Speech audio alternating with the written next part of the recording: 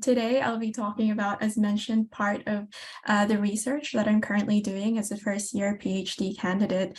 My PhD, in its kind of more broader form, looks at how human rights discourses in the Philippines have increasingly become contested, but today my focus is talking more about that context and how civil society organizations, and in particular human rights organizations, have kind of been grappling with that context. So I wanted to start with a bit of that background. So when I'm talking about the Philippines, I'm actually talking about a specific time in the Philippines, which was under the leadership of former President Rodrigo Duterte. As many of you may already know, Rodrigo Duterte served as the president of the Philippines between June 2016, after he acquired the votes of over 16 million people in the country, up until June 2022, when he completed his 6-year term.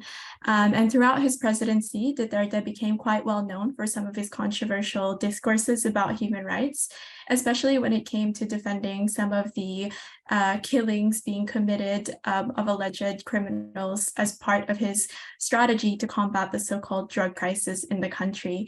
And so throughout his campaign for presidency, for example, Duterte called on the public to forget the laws on human rights, promising instead that if he were to be elected, he would outright kill criminals.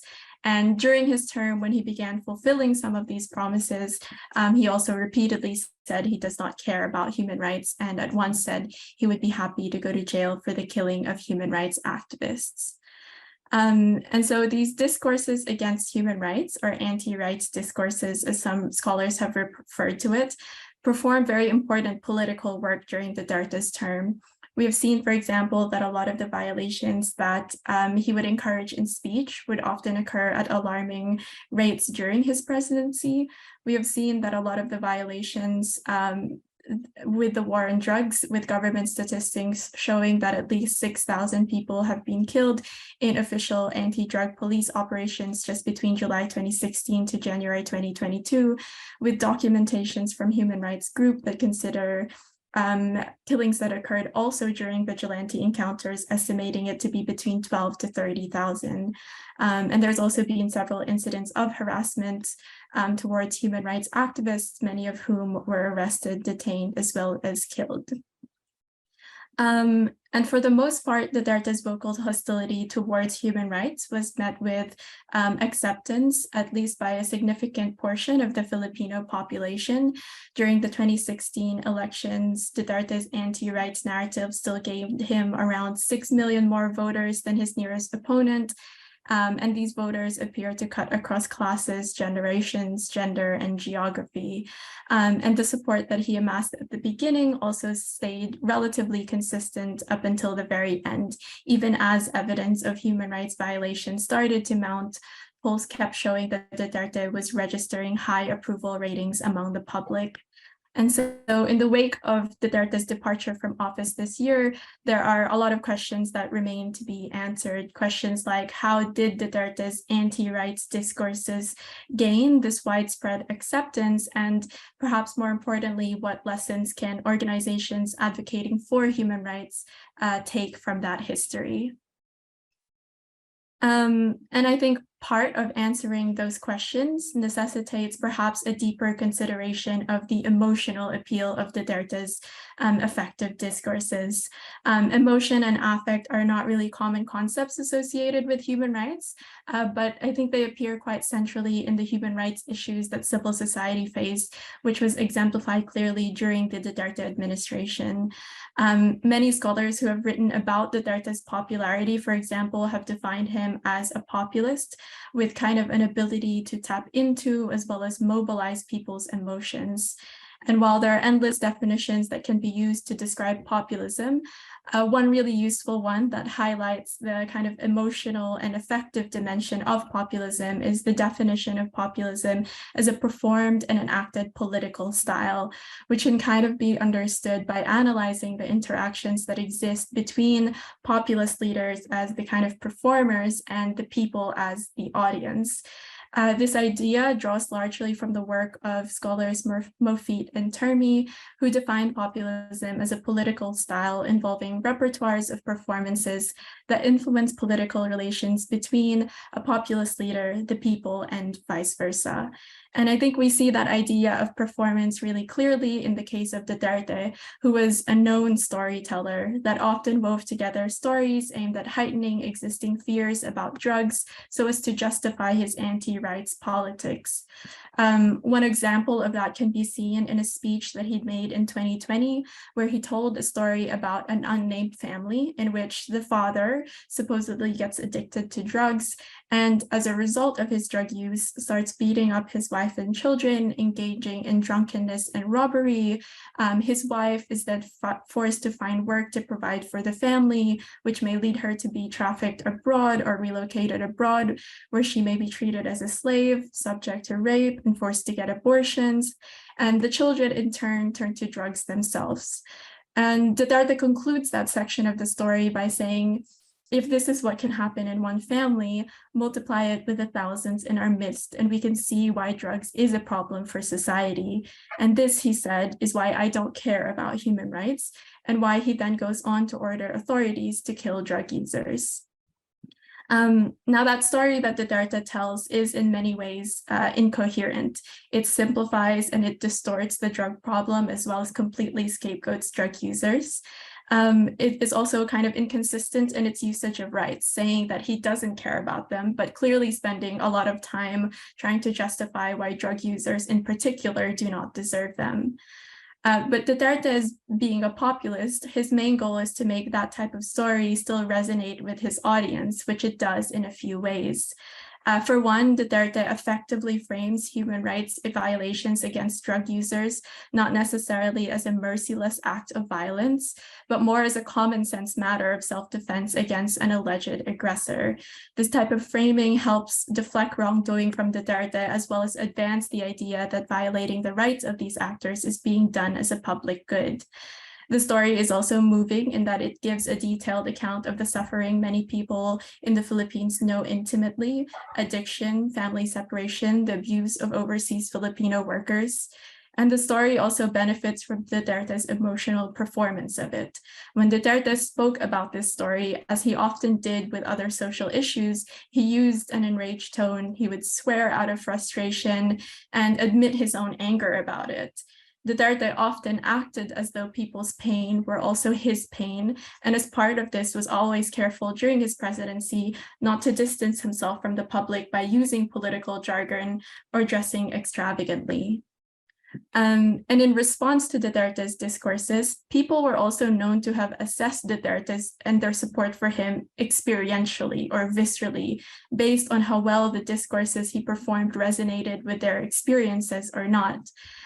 Studies that have been done on Duterte supporters, for example, show that one of the key reasons people voted for Duterte was because of his perceived ability to speak about and represent their everyday misery as well as suffering with a certain fluency. According to these supporters, Duterte spoke truth to how issues of drug use and insecurity manifested in their daily lives. A lot of people also voted for him based on his perceived authenticity and character, which was seen as a sign of reliable leadership. And his supporters often cited his style of speech, manner of walking, and even his clothing as a symbol of his commitment to stand with and not above the Filipino people, as many politicians of the past were seen to be doing. And I think what this suggests is that emotions and affect play a key role in kind of mediating that relationship that exists between a populist leader and their supporters. Yet characterizing Duterte's relationship with the people as emotional does not intend to reduce it to kind of superficiality as somehow based only on fleeting feelings and not on any real politics. But rather what it brings to light is actually, firstly, the emotional nature of politics, in the sense like politicians like Duterte depend upon forging effective relationship with the public in order to be able to govern. But it also brings to light the political nature of emotions in itself, because what can resonate emotionally depends largely on the context one exists in. Duterte, for example, plays on an existing fear about drugs, but that fear is not inherent. People are not born fearing drug users.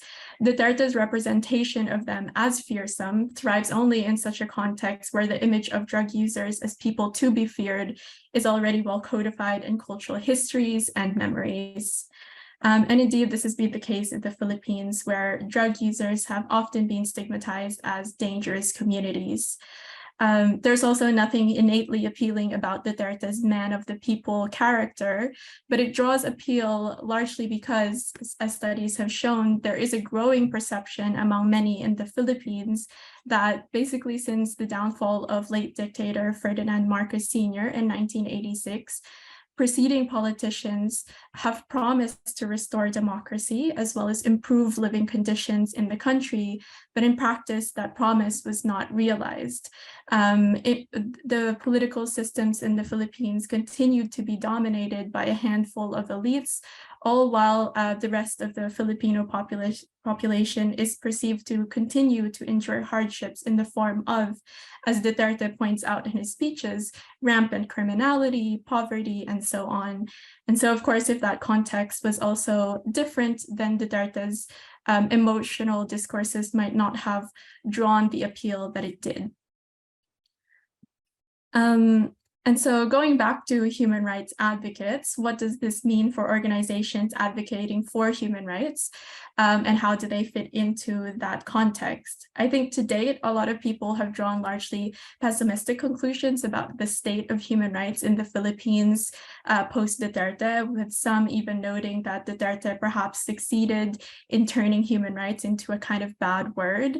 But in practice, discourses about human rights are never fixed. It's always open to contestation and negotiation, and human rights advocates in the country, for their part, have been quite relentless in challenging the type of discursive claims that were circulated by Duterte. At almost every instance that Duterte would claim that human rights don't matter, human rights advocates would be among the loudest voices to counter that claim and to show that they do matter, and that there are many even willing to sacrifice their own freedoms in fighting for its realization. Now, most of that advocacy efforts tended to concentrate on criticizing Duterte and his anti-rights discourses, as well as calling on state actors to address the violations he had been committing. A substantial amount of work was, for example, focused on demanding through protests and rallies and press releases that the Duterte administration put an end to the violations and what they called the vilification of human rights. A lot of work was also focused on pressuring world leaders and intergovernmental bodies to condemn Duterte, impose sanctions, and launch investigations against him. And these strategies were really useful, at least in terms of exposing Duterte's violence to the world, his breach of international norms, and the need for the international community to take action on it. And the fact that many world leaders and institutions did condemn Duterte, and bodies like the Commission of the Human Rights of the Philippines, the United Nations, the International Criminal Court did draw attention to the Philippines, as well as did initial examinations on the violations being reported, reflect to some extent the success of such efforts. But if we are also to acknowledge that, as outlined previously, another very central aspect to Duterte's power also lays in his ability to have emotional appeal with the public, then it follows that advocacy work that's focused on state actors addresses only part of the problem. It would address Duterte's violations and breaches, but not so much the widespread societal support that continued to exist for those actions. Looking at Duterte's popular appeal in this sense can help highlight the value of conducting human rights work that go beyond lobbying governments and diplomats and focusing more on relationships with individuals who sit at the realms of such realms of power, because these are, after all, the people that voted for Duterte. And there's many human rights advocates who have come to acknowledge that, who have said that public outreach, that's something that they missed out on and wanted to incorporate more in the work in the path ahead, and has shown a greater commitment to thinking creatively about what it means to develop human rights discourses that resonate with the public and can somehow counter or at least offer alternative to the visions of rights that Duterte was presenting. And as these reflections take place, I think studies that help unpack the emotional appeal of Duterte might be able to offer insights that can help enrich those existing discussions. So I think, for example, while more research is needed to really expand on how emotion can inform human rights advocacy, if we look at some of the reflections that are being had by human rights advocates at present and the earlier analysis of Duterte's emotional appeal, we can start to see ways in which they can inform one another. So for example, there's this one study involving interviews with human rights organizations about how they believe they could have better communicated with the public on human rights during Duterte's term. And in these discussions, it was reported that while there were external factors that made it difficult for advocates to draw public appeal, like the fact that Duterte constantly labeled them as criminals as well as terrorists themselves, many advocates also acknowledge that they may have also contributed to kind of alienating the public from the movement just because of the way they have tended to talk about human rights as kind of self-evident truths, and their use of political jargons as well as a kind of preachy tone when addressing the public. And in observing the emotional appeal of Duterte, I think we can see why shifting away from these type of more technocratic discourses, which are a bit colder and distant in its emotional orientation, may be important. As we saw, many were moved by Duterte's authenticity precisely because more and more people are rejecting the inaccessibility of traditional ways of doing politics and are demanding more politics with popular appeal and emotional identification that can help cut through those technocratic smokescreens. And so human rights advocacy, doing human rights advocacy in a language people can better understand as well as relate to can be important for meeting that type of demand. In the same study, another reason human rights advocates claimed may have dissuaded the public from the movement is this tendency for some to promote discourses that perhaps focus too strongly on feelings of anger and indignation. This strategy, I think, aligns with traditional tactics of kind of naming and shaming violators, but has been critiqued recently for its tendency to focus too heavily on the negative aspects of rights. And in response, some, especially the younger generation of activists, have been calling for a more positive or hope-based messaging on human rights, the aim of which is not to obscure the negative aspects of rights, but to highlight the hopeful future that it can bring about. But of course, I think that striking that kind of balance would be as difficult as it would be important, because of course, romanticizing human rights can also be alienating if it does obscure the violations many still face and the work needed to address them. Also, while it's true that negative emotions like anger may be dissuading for some, if we look at the recent history with Duterte, we can also see how anger can foster solidarity for political action. So it's not necessarily whether a discourse is positive or negative that will determine whether it's emotionally appealing or not. Rather, as we saw, what gave Duterte's discourses its appeal was more about its ability to speak to people's lived experiences. And so drawing on that learning, it could also be valuable to expand existing debates beyond finding the right set of emotions and more into finding ways to translate human rights into the language of emotions. So that might mean recognizing human rights violations, but not just as mere breaches of international treaties, but as harms that are felt physically as well as emotionally, and in that sense is bound up with pain, distress, and desperation. It can also mean measuring the realization of rights, but not just in terms of legal accountability, but the fulfillment of human needs. And so putting food on the table, having access to education are human rights in practice. So translating human rights into the language of emotions in some ways is about being able to translate it into the language of the personal, the everyday, and the lived in ways that help open up more possibilities for people to see how human rights might be able to resonate with our lives as well as political visions. And I think the final point is that since, as we saw, emotions can't be disentangled from structural realities, this approach also emphasizes the need to need for reflections on advocacy to always be complemented with reflections about what other concrete actions could be taken to address the systemic issues that gave Duterte its emotional appeal in the first place. Issues like poverty, criminality, and the exclusionary nature of politics in the country. But of course, being enormous undertakings, perhaps the context also signals the importance for human rights advocacy groups to build alliances with a variety of actors in addressing these challenges collectively as well as holistically.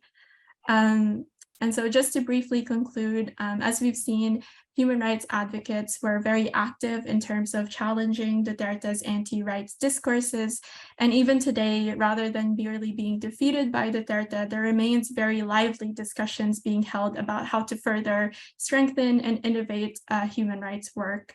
And in some senses, studying the emotional appeal of Duterte's anti-rights discourses may hold potential in enriching those ongoing reflections, not only because, as we saw, emotions do play quite a big role in shaping the phenomenon, but also because the role that emotion has in shaping politics at large is becoming magnified in today's increasingly mediatized landscape, as we see politics become increasingly dependent on and shaped by mass media, an industry where emotions functions as an important currency. I think we're likely to see more leaders try to find innovative ways to draw emotional appeal. It was already evident during Duterte's term with his highly kind of stylized and spectacular way of performing politics, but signs of it continuing can also be seen with the recent election of Philippine President Ferdinand Marcos Jr., son of the late dictator Ferdinand Marcos Sr., whose success in securing that position was also made possible by a sustained media campaign to kind of re-narrate his family's legacy, characterized by human rights abuses, into yet another discourse of peace and order. So yeah, that's all. I'm also just going to quickly flash some of the references that I used, as well as the images. Yeah, thank you. Thank you, Syme. Very good timing. I understand from German that we will be taking questions mostly over through the chat. Okay. Because of the microphones and all the other technical stuff. So okay. Yeah, so I guess invite everybody to pose your questions to German. He'll put them in the chat if you can't do it yourself directly. Maybe we'll get started in. And actually, while we wait perhaps for those to come in that way, if I can just raise one question, I suppose, Syme, since I'm chairing the panel.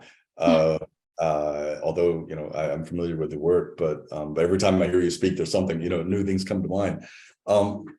One quick observation, I think, is about the internal inconsistencies in the narratives that promoted by Duterte, right, or other populists, right? Those internal inconsistencies often don't matter for supporters, right? Yeah. And I think you've kind of zeroed in on the emotional, the importance of emotion. In politics, and certainly the importance of emotion and thinking about human rights and politics. I would also, you mentioned in your presentation that some people have said that human rights has become a bad word, or maybe it's been given a bad reputation, but that it's always changing in this dynamic. Well, that does make sense. It is changing and dynamic. I think you want to remain open to the possibility that for some of Duterte's supporters, human rights will have a bad name for a long time to come. And the human rights activists will have a bad name for a long time to come, because those sorts of, some things kind of stick, right, with some groups of supporters in particular. And then the other thing is a question about, I understand you're focused on, and understandably so, on human rights organizations and advocates. I'm just wondering if there are other groups within civil society that have actually adopted Duterte's positions, or kind of slightly modify, maybe toned down a little bit, but still fundamentally agree with Duterte in the way that they talk about human rights in the Philippines. Because we know, of course, within many countries, civil society has become, as scholars, we often kind of assume it's about progressive liberal values and promoting democracy and human rights, that sort of thing. But we have to recognize that they're also very conservative and very fundamentally, anti-liberal groups within civil society. So I'm just wondering in the Philippines if those groups have also kind of made their presence known and shown their support, for that way. Oh, thank you so much. I think, as always, as new things come to mind to you, I think they're always really useful for my work as well. I think, yeah, there's a lot of inconsistencies in the ways in which Duterte talks about human rights, and the way he represents them as well. It often fluctuates depending on what he wants to present at that time. And for sure, I think human rights will continue to be quite heavily negatively associated because it came from a highest level of office, and it for 6 years that was the main narrative that was formed. And I suppose the work for human rights organizations and advocates is trying to find ways to reclaim what is shared knowledge or what is agreed perceptions about human rights in ways that are more progressive again, as opposed to what is being represented by Duterte. I think when it comes to other groups, I think that Duterte did quite well in dividing communities within that respect, where you can see a lot more people, even within specific sectors, that are being divided in terms of how they view human rights or how they even talk about it. I think within the human rights groups in itself, like as progressive as human rights organizations are often seen, even at the beginning of his presidency, human rights groups had been split in terms of what they thought about Duterte and how whether they could support him or not, because of the fact that Duterte also introduced new ideas into the political system that other human rights advocates thought could be an opportunity. And so at the beginning of his presidency, that split was already clear. And throughout his presidency, I think even human rights organizations had like differing perspectives on what they would support about Duterte and certain things that could be acceptable. I think even like within the media sector, there's one study that shows how split media as a part of civil society was. There were some who were a bit more tied to the administration that were less willing to criticize Duterte because of potential access to information as well as power that could create, versus the more progressive ones who were more criticized and then in that respect would face a lot more harassment. And so I think while I haven't seen like specific like human rights groups or other civil society actively saying that they are anti-human right like Duterte, with the exception of very extreme Duterte supporters, which I think is still quite not a big majority of the group. I think there are more people willing to stay silent on aspects that Duterte said about human rights comparatively to being openly critical of them. Yeah. Thank you. Here's a question from Christian. Any thoughts on what or whether this populist approach to human rights under Duterte has influenced other Southeast Asian states or leaders? Thank you. I think that it definitely has. I think a lot of Southeast Asian leaders are often quite open that they're like learning from each other, right? Like Duterte said, for example, openly that a lot of his tactics drew from the situation in Indonesia during the Suharto government, how he liked that approach and how he also wanted to adopt parts of it in his approach. And there are certain leaders that have praised Duterte for his war on drugs as well. So I think in some ways, certain tactics can be seen. I think the populist tactic in general of being able to divide people based on the people versus the other has been a common trend in Southeast Asia, and I think broadly. And I think part of that also has to do with perhaps the increasingly like mediatized landscape that we live in, where we are seeing like a lot more leaders enjoying mass visibility on the media, and a lot more people have kind of an emotional and visual literacy to kind of assess leaders based on their performances and whether that reflects their own experiences, their own lifestyle or not. And because of that, the pressure for politicians to adapt to that mediatized landscape and to relate to people based on their own lifestyles by marketing themselves as for the people, as ordinary politicians, is becoming more common. Also, tactics like trying to disrupt media cycles by having more provocative approaches to politics that will generate more attention, more media attention in particular, is also becoming a common tactic. politics. So I think we are seeing populists not just like in the Philippines, but of course we are also seeing it in other regions like Indonesia, but then also more globally in the US and Europe and others as well. So yeah. I understand from Akihiro that we have 2 more questions from the audience. I don't, if someone can ask them, we can hear, or put them in chat, please. Oh, okay. Ruth Phillips from the University of Sydney. Thanks very much, Syme. It's very great that you're doing a difficult analysis. I think there's a lot more room for that in civil society research. One of the things that I observed about your analysis and critique of the human rights advocacy is around, you're talking about some technocratic voices, emotion. For the feminist movement and women's movement, which there is a very strong, although not always visible, movement in the Philippines,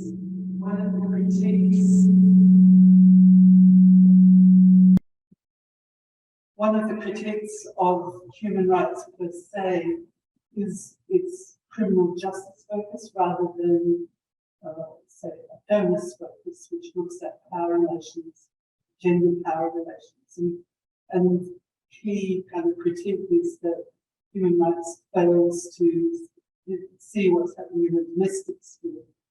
And in a way, I was wondering whether the human rights advocacy groups work with feminist movement in the Philippines, because I think they have the pathway to what you describe as emotional discourse, what I would describe as a domestic discourse, where people issues like poverty and reproductive rights and health are incredibly close to the lived experience of many Filipinos. And I just wondered if there's a visible or deliberate relationship emerging with human rights advocacy and feminist advocacy.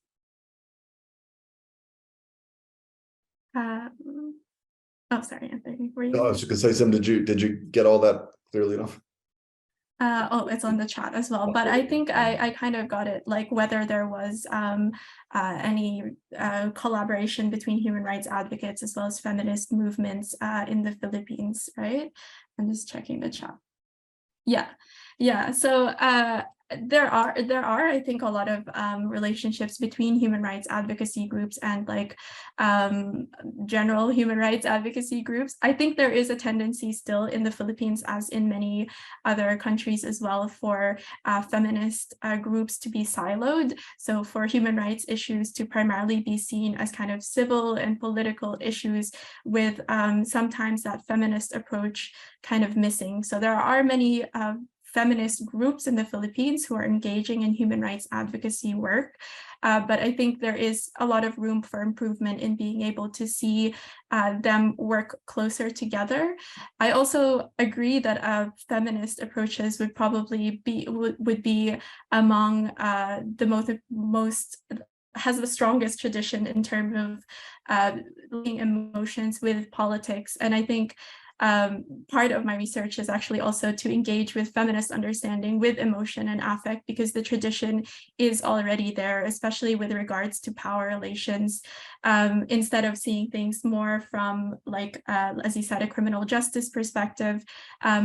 In both human rights theory as well as in practice, seeing emotion and affect is missing, again, in large part because it becomes seen often as often dealing with specifically gendered or feminist or identity politics, rather than being applicable to general politics in general. So I think there's room for that, not just in the advocacy groups practicing human rights, but also within the academic world in itself, because I think it's still kind of seen as a separate sphere in some ways.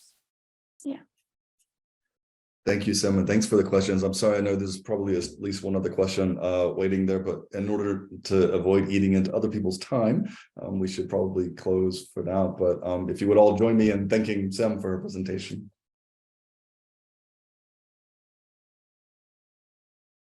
Good afternoon, everyone. So for those who are unfamiliar with the term, veganism popularly refers to the practice of eschewing meat, all animal products, basically from diet and often lifestyle. So this means meat, fish, milk, eggs, and often in lifestyle it means leathers and furs and things like that. And veganism is on the rise. More restaurants and supermarkets are selling plant-based foodstuffs, and the word vegan is appearing on all sorts of items from jeans to deodorant. Bloomberg Research estimates that the vegan food market will be worth $162 billion by the end of this decade, and an increase in plant-based eaters in countries such as Australia, the UK, and the USA speaks to a gradual normalisation of veganism in those areas. However, veganism is still very much a marginalised practice, with vegans likely constituting less than 1% of the global population. Moreover, research on veganism is mostly limited to countries such as Australia, UK, USA, and a host of European countries as well, what we might colloquially refer to as the West. But this is not to say that vegan movements are not going on in other parts of the world. They very much are. And Japan is one such country where veganism, while still niche, represents an increasingly mainstream practice and growing movement. If veganism is to live up to its potential as a global movement that can advance the rights of human and non-human animals together, as well as contributing to solutions for climate change and food security, then it is important to focus our attention on the work of vegan groups in a variety of sociocultural contexts and dislodge Eurocentricity from the forefront of vegan studies.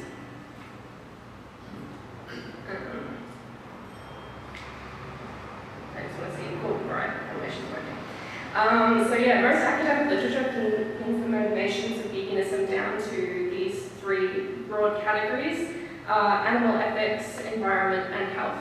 So animal ethics has been pretty much a big part of veganism since the movement under the title of veganism was created in 1944 in the UK.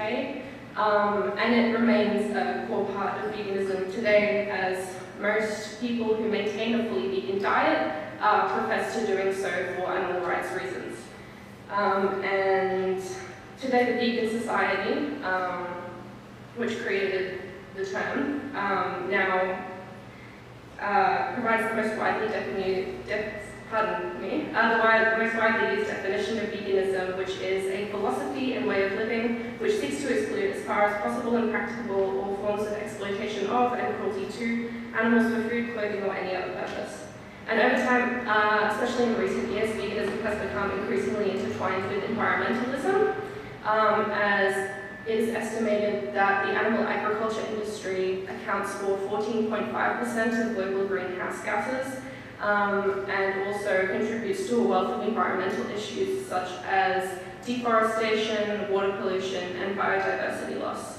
And since the animal agriculture industry occupies approximately 77% of agricultural land, yet produces only 18% of the global calories worldwide, veganism is also intertwined in issues of food security as well. And then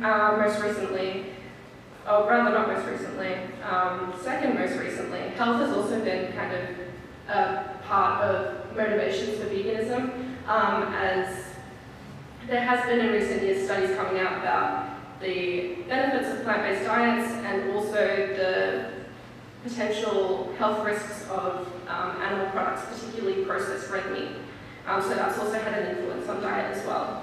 But these are not the only reasons that people go vegan. There's also things like religious beliefs and taste preferences that are also cited as motivations in surveys. And there's also kind of an increasing number of vegan scholars and activists who are kind of connecting veganism to different social justice issues as well, such as feminist and anti-racist movements. But because of the diversity of reasons why people go vegan, it becomes quite difficult to define as like a movement.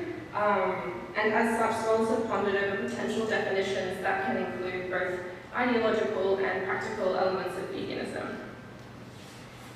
So people have put veganism into the category of ethical consumption, lifestyle, social movement, practice.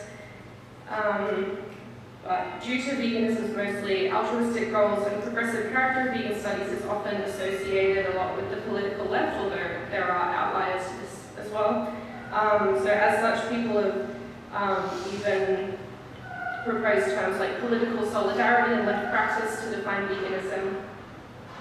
But it doesn't neatly adhere to the category of social movement, mostly because it's often practiced more individually and kind of centered loosely around communities rather than formal, attached to formal organizations, although there are formal organizations as well.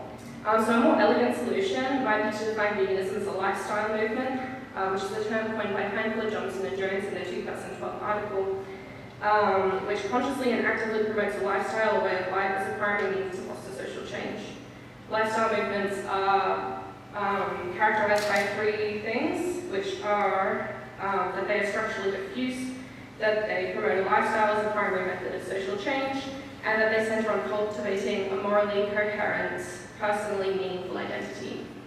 And more broadly, veganism can be classed as a strand of global civil society, coined by Richard Falk in 1995, which is respectful of and celebratory toward cultural diversity and mindful of human solidarity and planetary unity in the struggles against cruelty, violence, exploitation, and environmental decay. So to complicate things, there has been plant-based lifestyles and diets, some with ideologies that are quite similar to what we consider veganism today, in various regions across history, and Japan is one such country. One persevering plant-based tradition in Japan is Shojin-guri, which is effectively vegan-friendly Buddhist cuisine that is predominantly eaten by Buddhist monks in Japan. It's accessible to non-practitioners of Buddhism at temples and specialty restaurants, but it is quite niche and often quite expensive as well. And the cuisine also prohibits the 5 pungent herbs and spices, such as garlic and onion, and also involves specific religious table manners, kind of differentiating it from veganism a little bit. It's not something that's widely practiced in Japan today, daily by a lot of people. But Japan's diets have arguably been far more plant-based than they are now, particularly as Japan has a long history of government-enforced meat bans. These bans varied in intent and breadth of prohibited animal consumption and were enacted for a variety of reasons. For example, the first ban prohibited the consumption of a select few animals and was likely issued to promote rice cultivation and dissuade citizens from hunting during spring and summer seasons. Over time, as Buddhism became more deeply embedded in the cultural zeitgeist, religious and economic motivations for meat bans became more entangled. However, when Shogun Tokugawa Tsunayoshi, who reigned from 1680 to 1709, enacted an all-encompassing Buddhist non-injury edict, it did not go down very well. And wild game and fish were also consumed continuously through these periods of meat bans. In his book, Animal Care in Japanese Tradition, W. Brecker points out that local Japanese religion often encouraged good treatment of animals, as opposed to perhaps Judeo-Christian teachings, which kind of emphasize human dominion over the environment and non-human animals. But despite this, throughout Japanese history, animals' instrumental value to humans continued to eclipse their perceived intrinsic value. So veganism in Japan today is niche but growing. According to a 2021 survey by online magazine Vegewell, approximately 2.2% of the Japanese population practices a vegan lifestyle. These estimates actually exceed some estimates of the Australian vegan population, but again, further surveys with standardized definitions of vegan are needed in this case. Kawano Haruko, founder and leader of vegan nonprofit Veggie Project Japan, says that women, students, and youth are the most represented groups in the Japanese vegan movement, which echoes demographics of vegan populations across the globe as well. However, Japan today is not known as a very as a place where it's very easy to be a vegan, both by tourists and residents. So one of the main issues is accessibility of food, especially katsuodashi, which is made from skipjack tuna, is in many foods, and so is animal-derived gelatin, milk products, and animal extracts. According to Happy Cow, which is an app that lists vegan-friendly eateries worldwide, Japan actually has over 3,000 vegan-friendly restaurants, but these are largely centered around metropolitan Tokyo. Academic literature on veganism in Japan mostly focuses on veganism as an issue for the tourism industry, as it's estimated that 4.6 to 6.1% of inbound tourists are following a vegan or vegetarian diet. And during the Olympics in Tokyo, a lot of eateries and local governments focused on producing vegan food options for the potential influx of customers. So the vegan diet also represents a strand for a need for more food diversity in Japan alongside halal, kosher, and allergy-friendly diets, which are said to be similarly not very well catered for at present. And research on the actual lives of vegans living in Japan is even more limited. Previous studies are likely without peer review posted in university bulletin papers, but they do paint a picture of the social aspect of veganism being the most challenging for vegans living in Japan.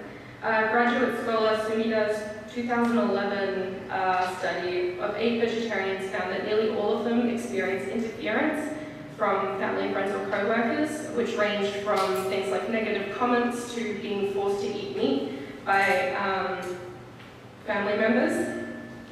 And another university bulletin paper similarly found that vegans struggle with isolation, challenging relationships with non-vegans, etc., etc. Pressure to consume meat at parties and company events also presents an additional boundary, especially as communal meat eating has become a big part of work culture in Japan. As a result of this, many vegans have decided to forego their dietary requirements when they're in the company of others to preserve human relationships, which is often called yuru vegan, translating literally into loose vegan, but in English we might call this flexitarianism or reducitarianism. So, non-profit organizations are playing a big role in the growth of veganism in Japan at the moment. For example, Veggie Project Japan, who I mentioned before, focuses on expanding vegan options and raising awareness about veganism in Japan, upholding that veganism is an important part of a society that respects diversity, the environment, the lives of animals, and people's health. It produces a useful veggie map that lists eateries with vegan options, similar to Happy Cow, and awards vegan certifications to food products as well. Another NPO, Japan Vegan Community, focuses on hosting events for those who are vegans and who are interested in veganism, and also produces an online magazine and maintains this website called VCook, which posts recipes of vegan recipes and nutritional information on how to meet nutritional needs as a vegan. And Animal Alliance Asia, an NPO that does work partially in Japan, helps vegans to be effective advocates, provides resources and information to organizations, and builds transnational solidarity with a mission of creating a more diverse, inclusive, and culturally appropriate movement in Asia. Overall, nonprofits are focusing on building vegan infrastructure, education, and movement building. To reduce the binary between vegan and non-vegan, vegan organizations in Japan are also largely promoting being vegan to the extent that it is practicable and possible, so yuru vegan. Whilst animal agriculture abolitionists, vegans might frown upon approaches that condone meat eating in any capacity, animal advocate Nick Cooney actually suggests that softer approaches to vegan activism are more likely to succeed and meet fertile ground. Indeed, hardline vegan activism, which is often ridiculed even in Australia, where veganism is arguably more mainstream, may be even less likely to succeed in Japan, where veganism is still a highly marginalized movement. Japan vegan community encourages people who are interested in veganism to make vegan choices when they can. Animal Alliance Asia encourages participation in animal advocacy without demanding veganism as a prerequisite. And the Veggie Project Japan focuses on increasing vegan options through partnership and education. The goal for the moment seems to be making space for veganism in Japan. So how does loose veganism in Japan influence our understanding of veganism globally? In Japan, geographical, financial, and social boundaries are inhibiting an individual's ability to choose veganism fully for themselves. In each country, boundaries to veganism are often similar in the sense that vegans are sort of fighting back against dominant social norms of meat eating and dominant institutions as well, but each area has different characteristics and different solutions. The boundaries in Japan right now are inhibiting many from engaging in veganism as much as they want to, and as such, vegans are forced to negotiate between ideals and practicalities. Japan's history offers another example of this negotiation between ideals and practicalities. As Brecker states, the instrumental versus intrinsic value of non-human animals has been competition for a long time, not just in Japan, but across the world. However, it's important to note that this reality is kind of shifting slightly in the present day. So the Impossible Burger here is kind of one example of a food item that very closely resembles the texture, taste, and nutritional properties of meat. And whilst there are still a large number of issues around the production of impossible, like plant-based meat, like Impossible Burger, and also upcoming lab-grown meat as well, which might become a reality for many of us very soon. Nevertheless, the fact that provided the right access, one can live a diet free of animal products entirely is reshaping questions of necessity around human use of animals. However, of course, death and harm are still part of the food systems, even hypothetical vegan food systems.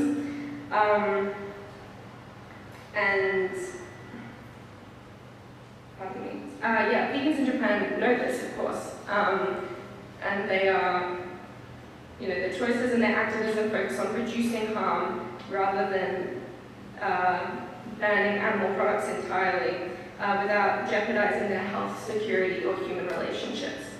About 2 minutes left. Yep, no worries. So can veganism be defined as a lifestyle movement in Japan still? I believe so.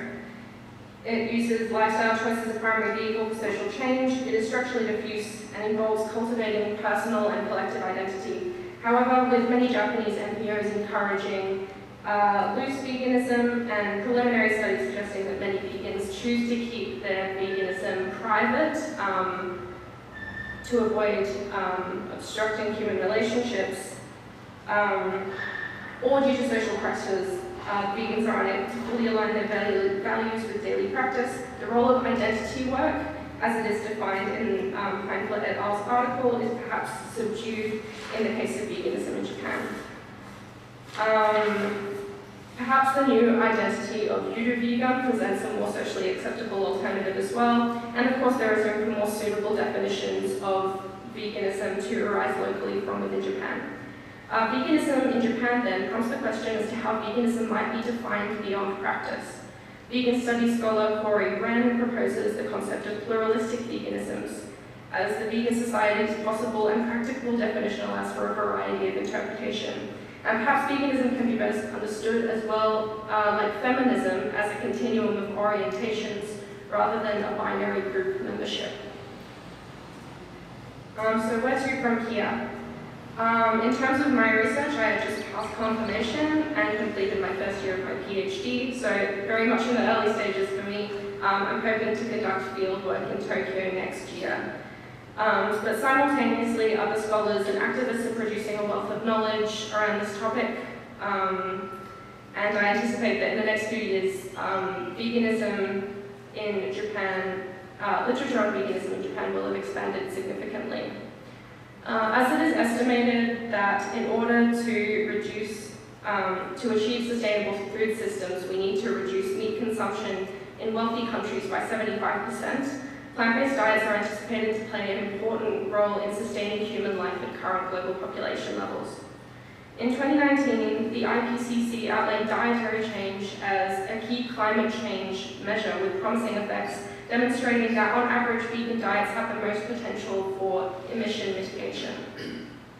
And setting aside environmental concerns, industrial animal agriculture has bred animals to produce as much product as possible at the expense of their health and natural lifespans. These animals often have really horrible lives in cramped and unsanitary conditions, and are regarded as objects that humans can earn and profit from, and they are discarded when they are mature enough to slaughter, or when they can no longer produce at the rate that we demand of them. How we relate to the planet we live on and the other animals who inhabit it is a global issue that requires transnational dialogue in which cultural contexts and are acknowledged and diversity of perspectives welcomed and celebrated. Further research on veganism in Japan is desperately needed, but vegan actors in Japan are advancing the interests of non-human animals through conversation, education, and encouraging change, however gradual. I have some references here, but yeah, that's it for my presentation. Thank you so much, everyone. Thank you very much. I'm sorry, I missed it at the beginning of the presentation. I should have announced you as a PhD student at the University of Melbourne. I believe almost all of our presenters today are PhD students. There's one exception I'll tell you about in a minute. But we've got about 7 minutes or so for Q&A. So happy to have comments from, or questions from the audience there or people online.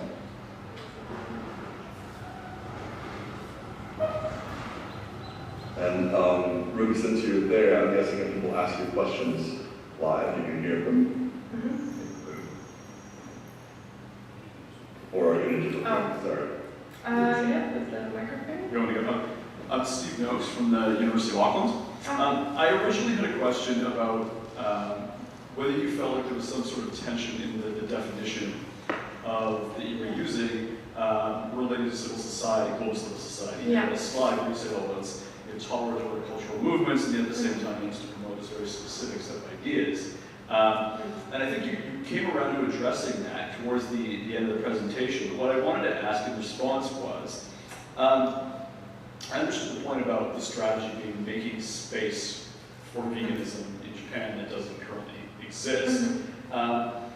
Do you think, or could you comment on, whether or not that strategy is likely to water down the norm that the movement actually aims to promote? The other way of putting that, I guess, would be, does creating veganisms, plural, in Japan fracture the movement in ways that could actually undermine the central purpose? Yeah, well, I think with things, with veganism, and because it involves diet and meat has been, a central part of humanity's survival in our cultures for, since humanity existed, it is kind of like a very difficult topic to, persuade people on, I think, veganism. And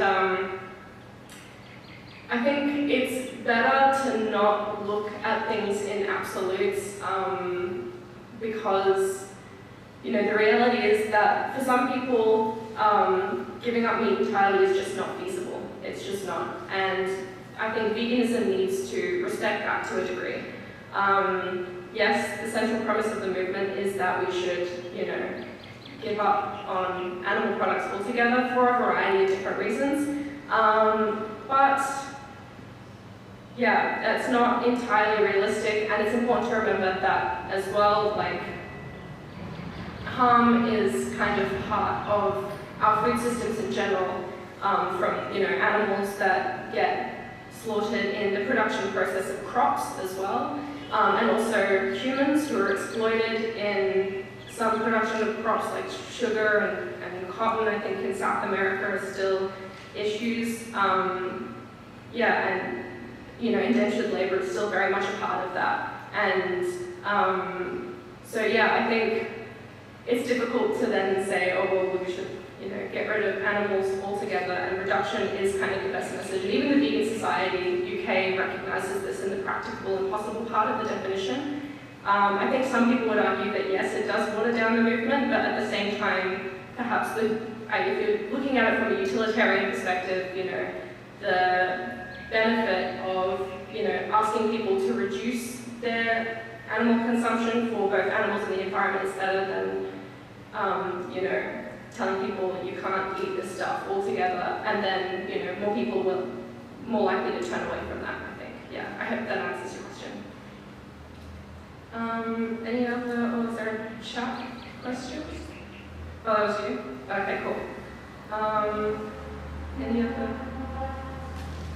questions? Hi.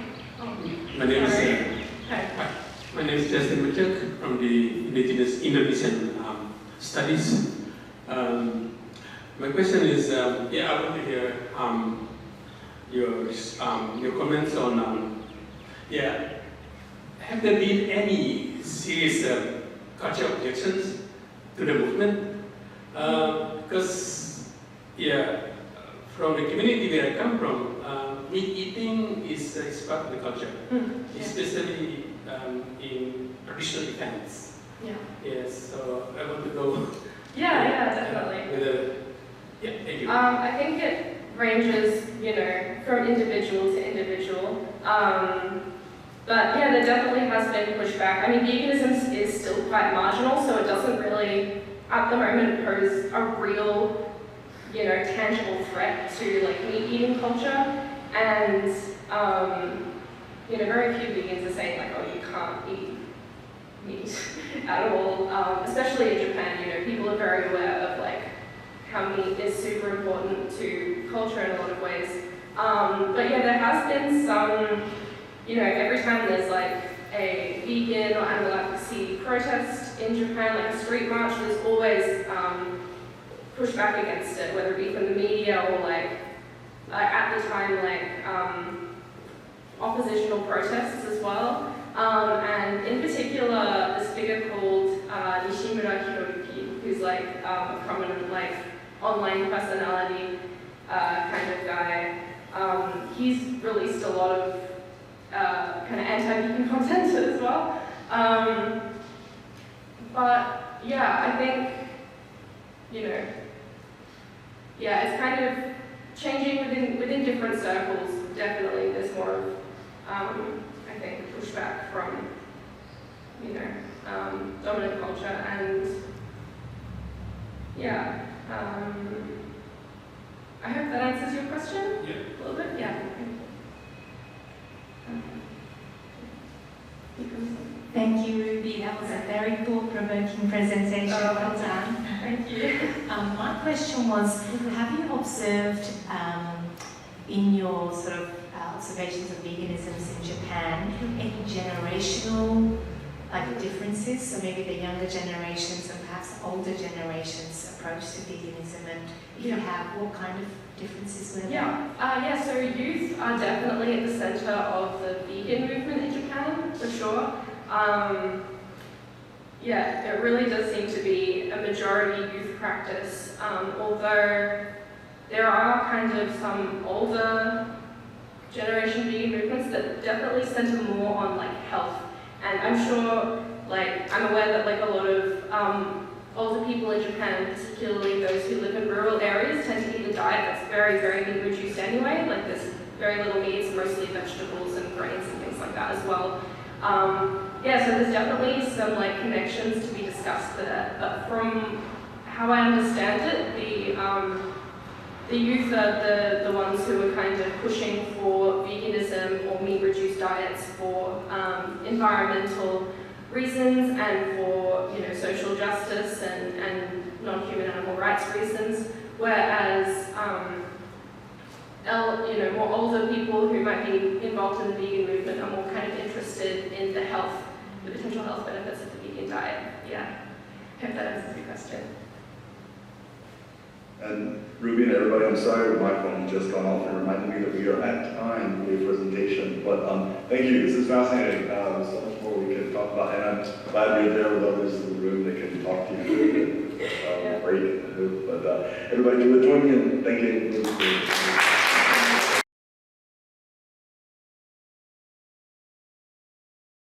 Here I'm going to talk sort of about one particular area that has really stood out to me through my my fieldwork in Okinawa, and this is this idea of cooperation across different civic organizations within Okinawa.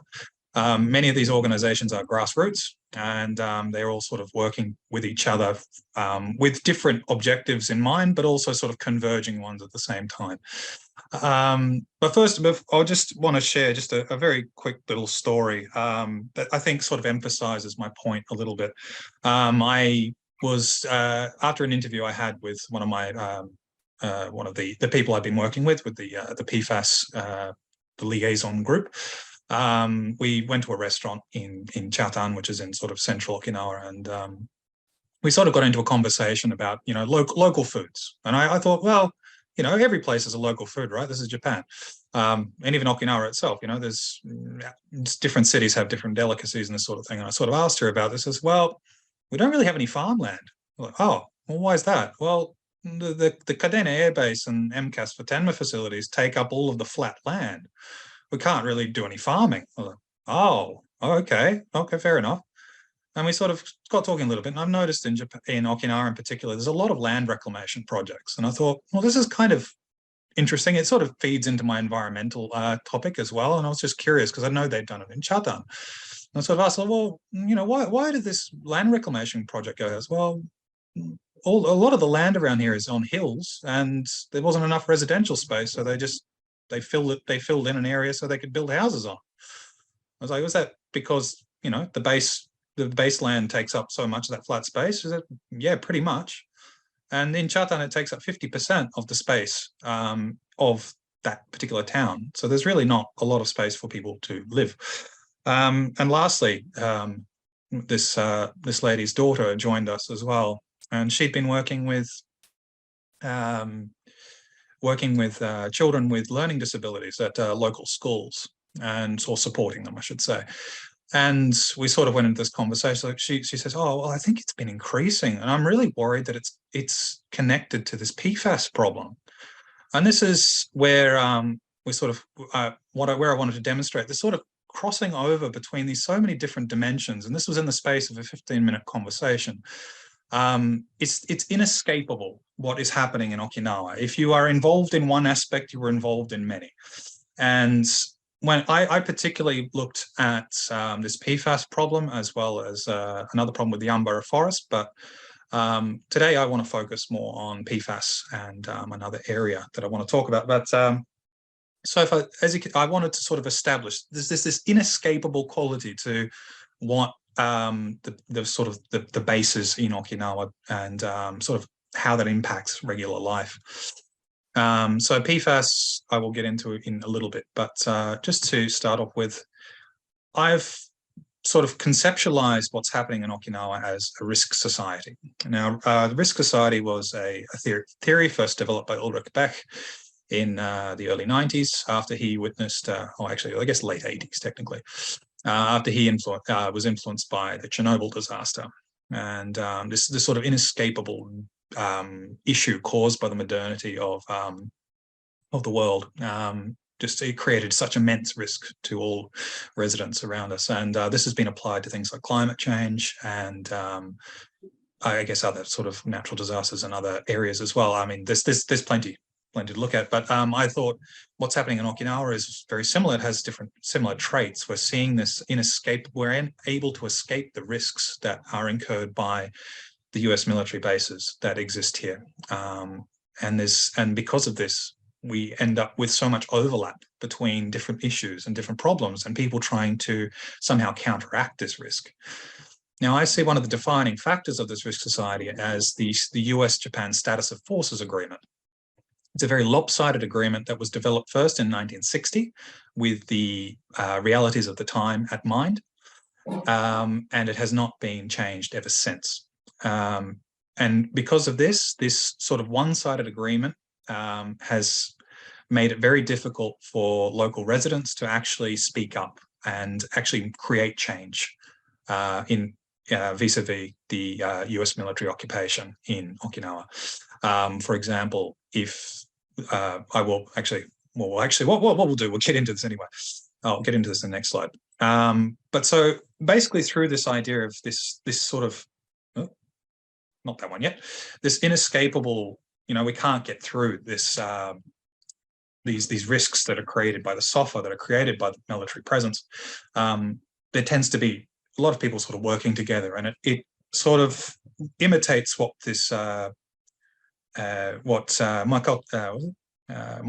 Arasaki, a historian of Okinawan social movements, and Miyomi Tanji, who later actually analysed a lot of Arasaki's work, have been termed as the Okinawan struggle. And this has been this continued social movement and social mobility since the 1950s, and possibly even beyond that. So just to give you a bit of an idea, this is only a very select amount of some of the incidents that have occurred in Okinawa over a very long span of time. This is, as I say, just a very small amount of them, and I've just sort of covered a few of them that sort of make sense, or sort of, I think, encapsulate this idea of sort of the different sort of issues occurring. So as early as 1948, which is obviously in the immediate post-World War period, we had this ammunition freighter blow up near Iejima, which is a small island off the coast of the main island of Okinawa, and I think about 100 people died during that. In 1955, there was a very famous Yumiko-chan incident, which was a rape of a small child by US military members, and there was very little recompense after that. In 1959, there was a jet that exploded and killed people in a primary school. It's the what do you want to say? The severity of the incidents has perhaps decreased slightly, but there is still, well, I guess that depends on what your definition of severity is, because from what I've been investigating with this issue with PFAS, is that this is an issue that could potentially have major ramifications for people in Okinawa and their health for years to come. So yes, but why does it automatically do that? One thing I did want to sort of touch on in this particular sort of period here is in 2004, you can see here the Okinawa International University helicopter crash. And I think this really helps encapsulate the idea of the SOFA being a constraining issue. So when you go past Futenma base, one of the baselines, I think it's on, I guess, the eastern side. And the Okinawan International University is literally, you just cross the road and it's there. It is that close to the fence to NCAS Futenma. And in 2004, a helicopter crashed on the campus grounds. So luckily, no one was actually injured in this case, but it was completely covered up. So the US military, the Marines actually came out of the base and started cordoning off the area. And that's basically, and they were able to clean it up and take it off, and that was sort of it. I mean, it created a large incident because technically inside the SOFA, they're not allowed to leave the base. But in the end, there was no sort of recompense or any sort of idea as to what actually occurred behind closed doors after that in terms of discussion about what should happen in the future. But the fact that a plane just sort of, a helicopter just falls out of the sky and crashes into a university of all places, and there's no real way to counteract that. We don't know what the flight plans are. We don't know when they take off. These are all strategic secrets that the US military need to keep to themselves. So there's this idea that you just can't escape these particular problems happening. And there's been incidents of objects falling off helicopters that have just fallen on, into areas or fields. There was I think a door or a window that actually fell into a primary school, or was it a kindergarten? So anyway, you get my point. This is the idea of this is inescapable, and there's no accountability on the US side to actually, come out and say, well, actually, we're going to do this thing, stay out of the way. It's probably not that easy. My legs are going numb. Yeah, so to once again bring this back to PFAS. So PFAS is an issue that has come to the fore. There's been a lot of movement with it. There have been civic groups, many civic groups that have evolved from civic groups that are now attacking this issue. I really should do this in, there we go. So just to talk about this. I've really done this in a bad order. But so PFAS, I'm going to talk about PFAS and Indigenous rights, and these two things are sort of interconnecting. This is sort of my case study today. But just to give you a quick idea of what PFAS is. So PFAS is poly or perfluoral alkyl substances. The most famous sort of problems that have been occurring with it have been reported in the United States with relation to the two companies, DuPont and 3M. And there's been significant civic action in the United States in order to uncover this, bring it to the fore as a major health issue. And then they did, massive blood testing, roundups, and all these sort of things in the US. And this has been happening in Okinawa as well. However, the difference between the US and Okinawa is that it's actually occurring through, well, what is most likely and fairly indisputable at this point, the significant amount of PFAS contamination is coming from the United States military bases and the firefighting film that they use. So these particular groups have come together to try and fight this in different ways, and they've actually taken the US blueprint in a way to inform their action. So what I have here is just a bit of an idea about what these groups are. So there's been a long history of chemical pollution in Okinawa with Agent Orange and other substances. In 2015, I think I showed in my little timeline, there was, rusted out barrels of Agent Orange that were found under a soccer field that had been recently returned land. We don't know how much has seeped into the ground. We don't know what that effect is. And similarly, PFAS has similar issues. It's a carcinogenic compound that can cause cancer and can cause developmental issues with children. It can cause light birth weight, which is actually an issue that has been occurring in Okinawa for the last 40 years or so. They've had the lowest birth weight in the country for almost 40 years running. But yeah, so this is the Liaison Association to Protect Citizens from PFAS Pollution. Yes, but they're testing on basis sort of their long-term goal, but because of software protections, it's very difficult to actually get this to happen. And the only time they've managed to make it happen was in 2020, when it was so very obvious that the US military had leaked PFAS firefighting foam into the drains that they literally had to open the doors. So there's no reason. But at the moment, under the current software protections, there is absolutely no sort of incentive for the US military to come out publicly and say that they've done something wrong. Why would you if you didn't have to, particularly in this case? So there's a great fear that this PFAS poisoning has been occurring even as early as the 1970s when they started using this firefighting foam. And this is where the civil society groups have been rallying for first of all, so ground soil testing, for water testing, for blood testing. Now, this group in particular actually tested 348 people, I believe, with money that they had gathered through donations. They were able to bring in doctors and nurses to do, basically part-time work to help them out and do this thing. And they were actually able to show that there are high concentrations of PFAS in the people's blood at the areas that they tested. But this is sort of a question for another day, but this is sort of one way they're trying to fight this issue. Right, to go back to where I was. So I find that civil society in Okinawa, as I mentioned, is incredibly interconnected. Like it's inseparable. When you start talking about Henoko, for example, so Henoko is one of the bigger base things. So we talk about PFAS. Even PFAS, it's because it has a base element. There's an anti-base organization that will go against, because there's a base involved. It'll be bringing the peace organization saying, well, the base shouldn't be here in the first place. We're not here to wage war. And then this brings in human rights elements as well, because this is obviously, arguably being unfairly pushed upon Okinawans rather than the mainland. So you can see there's these really different levels to how this happened. And this is just a small list of groups that signed a document that was recently sent to a few United States Senate members to help, in this case, prevent the continuous construction of the Henoko base that is still going.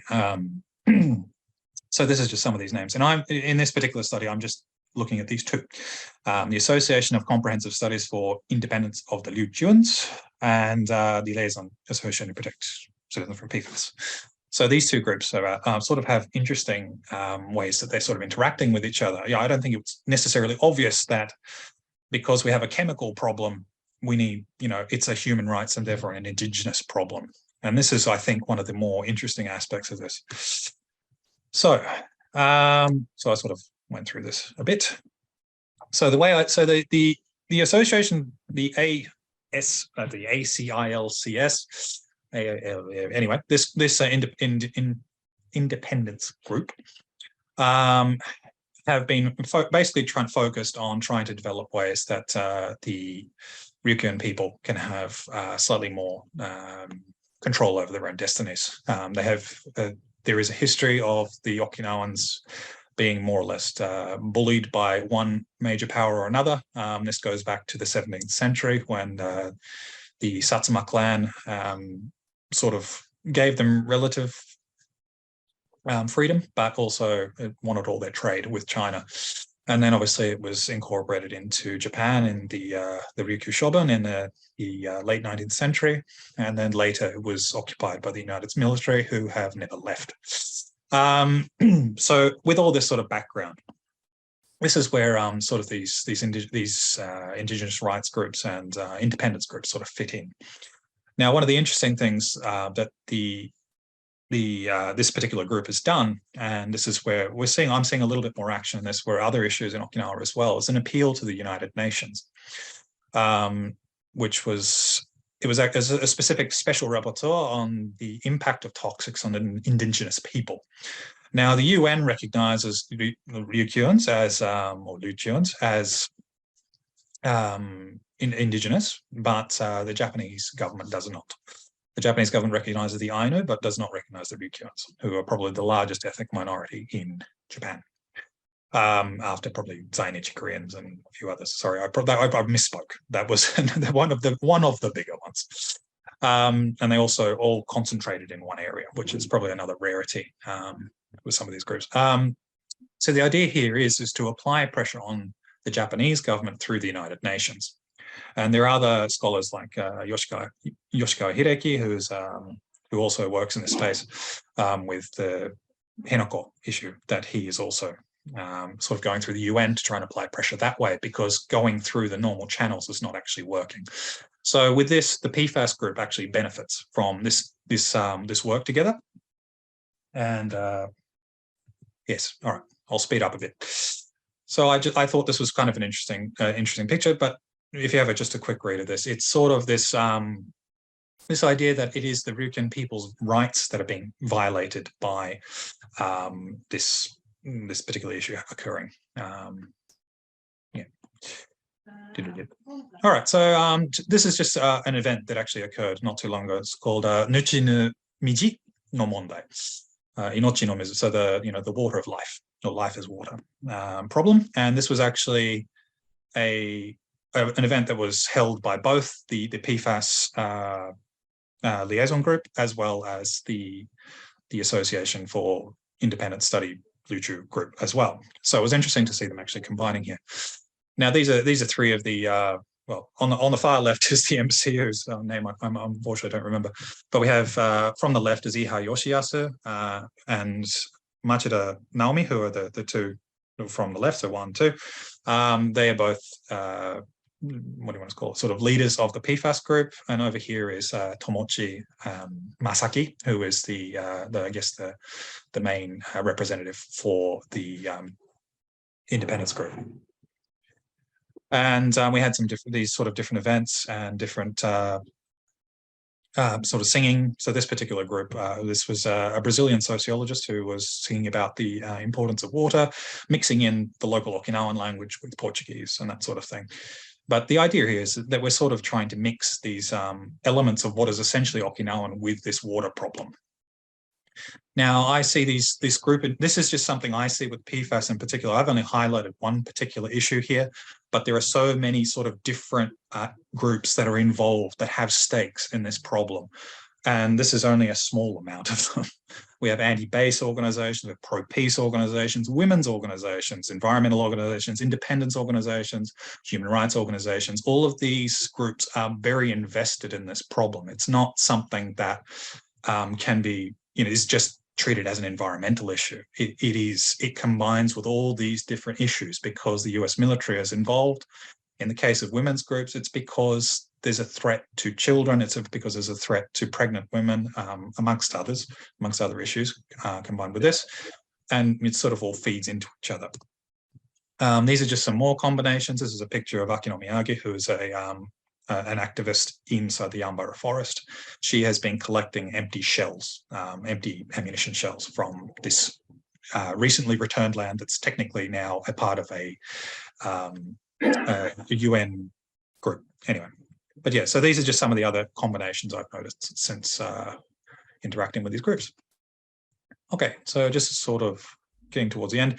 The Risk Society in Okinawa is created by the US military, SOFA policies, and the mainland government. They all sort of putting on pressure to create this sort of bubble of inescapable risk.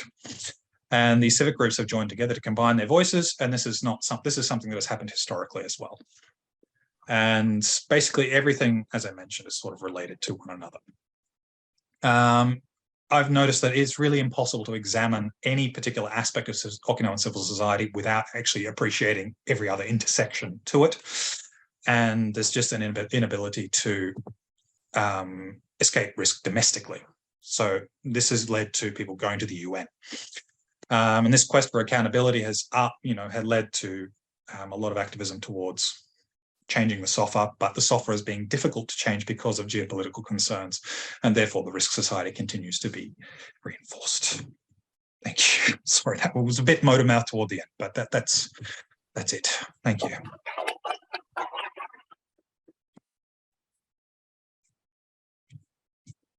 Okay, thank you, Fulton. So here, any comments or questions?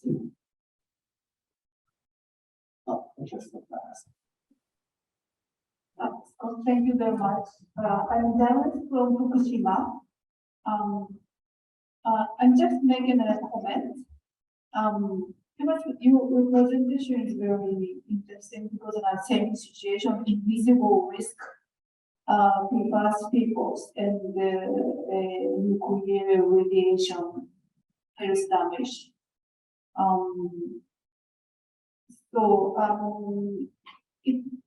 The invisible health damage risk came from Hiroshima, Nagasaki, and the ABC situation also. It's how to make clear the risk by human body tests. So our body is one of the test sites. How dangerous, how contaminated by radiation or PFOS, PFAS.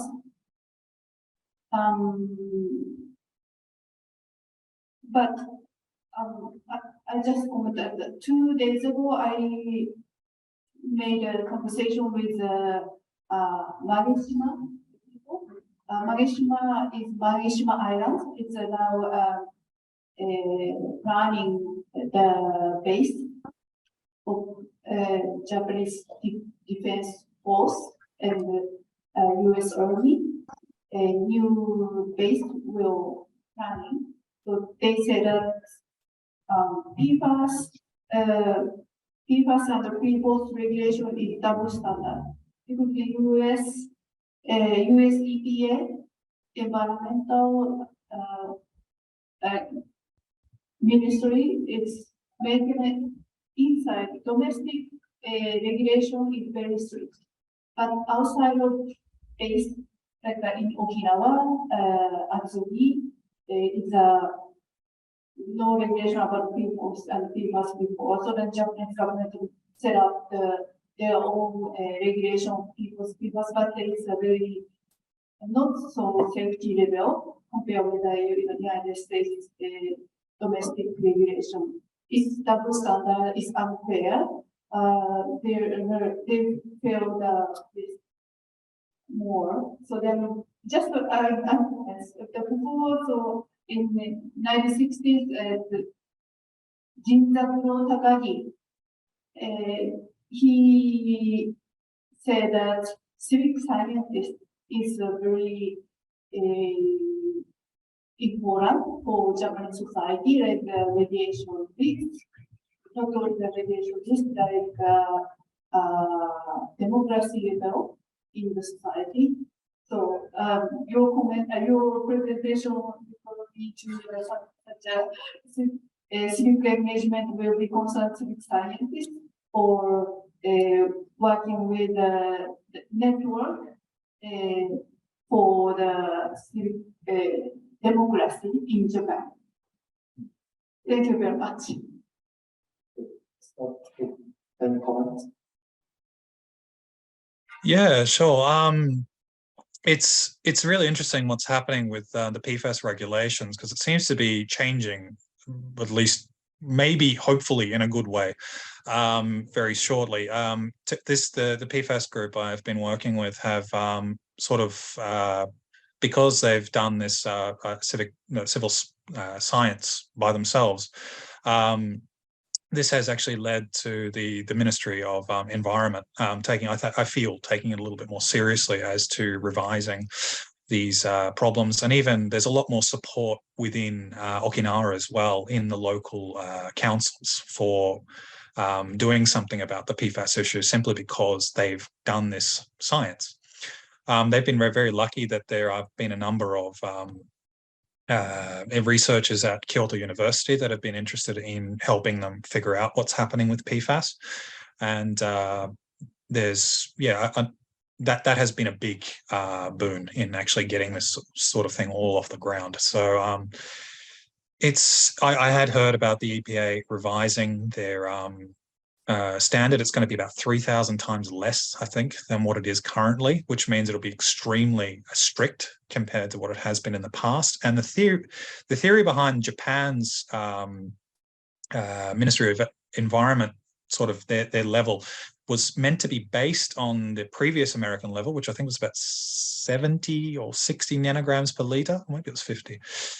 I think it was maybe 70. And then Japan decided to put it at 50. So sort of trying to show that they were a bit more strict about it. But they don't have any standard for soil contamination, unlike the United States. And as you said, there's what sort of is counted by both individual governments and then what is actually applied to the US military in, across the world for that matter, but let alone in Japan, makes it incredibly difficult to actually see what will tangibly happen in the future, because there's a stipulation that's been attached to SOFA, which is an environmental stipulation, and there's also another document called the JEGS, which is meant to regulate environmental standards for US military in Japan. But while they have standards which are in line with the Japanese standards, they never report them. So I'm not really sure how it's really going to help. But the idea will hopefully mean that if there are future contaminations that do occur, that likely come from the bases, or seen within reasonable doubt that they are from them, they may be able to initiate tests a little bit easier in the future, at least hopefully. And at least hopefully the massive evidence will lead to some positive change in the future. Yeah.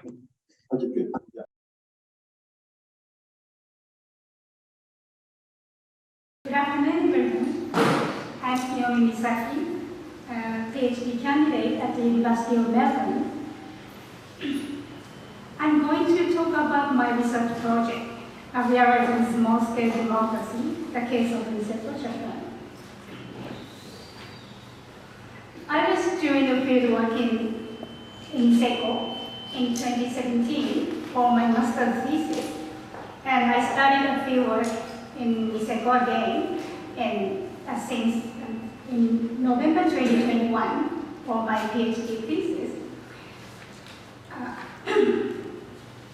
This time, I worked for a local tourism association as part of my field work. Niseko, a medium-sized town in northern Japan, has 20,000 people and is known for excellent powder snow in winter. It is also known as an international tourist destination. So many skiers, snowboarders, investment, seasonal workers, and working holiday makers are coming from all over the world. On the other hand, excessive tourism tourism development causes congestion of public transportation, roads, shops and restaurants, which deteriorate the quality of life of local people.